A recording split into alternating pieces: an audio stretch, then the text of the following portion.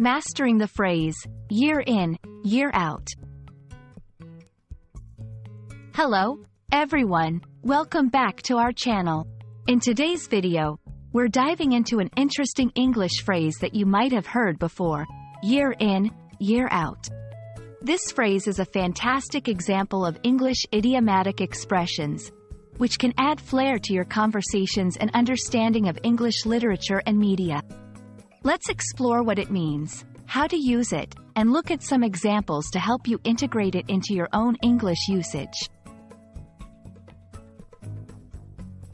Year in, year out is an idiomatic expression used to describe something that happens regularly or continuously over a period of years. It emphasizes repetition and routine, suggesting that the action or event occurs with unwavering consistency.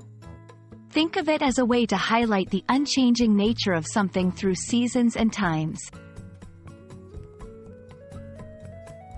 The phrase combines two elements, year in and year out. This construction plays on the passage of time, with in and out suggesting the cyclical nature of years rolling by. There's an inherent sense of something beginning and ending, only to begin again, much like the cycle of the seasons or the school year for students. Now, let's look at how to use year in, year out in sentences. 1. Educational context. She has been the top student of her class, year in, year out. 2. Workplace scenario. We've seen the same issues in the budget reports, year in, year out. 3. Personal habit. He goes to the same vacation spot, year in, year out.